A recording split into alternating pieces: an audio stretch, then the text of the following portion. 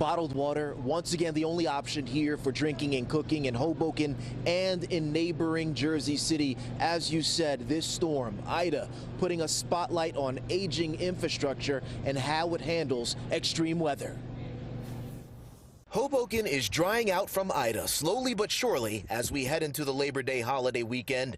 But the water coming from the tap as of Friday night was still deemed not safe enough to cook with or drink, triggering a mandatory boil water advisory here and in neighboring Jersey City. Is this an inconvenience for you heading into this weekend? It's not, for your safety, for your health.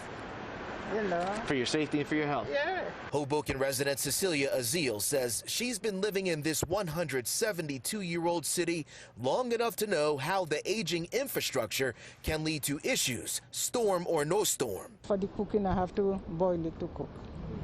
But we buy our water. So you always buy your drinking water? Definitely.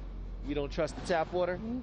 No, it's old pipes. Old pipes? Yeah, and sometimes you take a little order sometimes. But to be clear, this existing boil water advisory comes solely as the result of storm damage, not here in the city, but at the source, the Boonton Reservoir, which supplies fresh water to both Hoboken and Jersey City. Our very first order of business was to get that repair going, which we did successfully. So that repair is finished. Steve Goodsmith, Vice President of Communications at Suez, the utility which operates the reservoir, says teams are in the midst of implementing a backup plan, supplying bottled water to residents. It's been a monumental task to procure enough bottled water in the numbers needed for both communities. And there are several other water systems along the eastern seaboard that have been affected by Ida, and they have had system interruptions and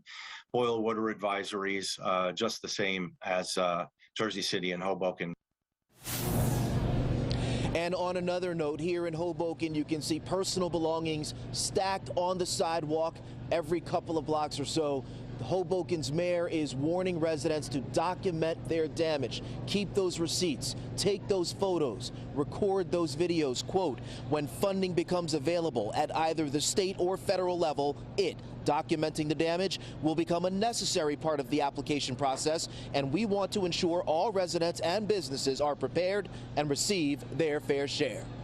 We are live in Hoboken tonight. Jay Dow, Pix 11 News. Yeah, we keep hearing that message. Document, document, document. Jay, thank you so much for that.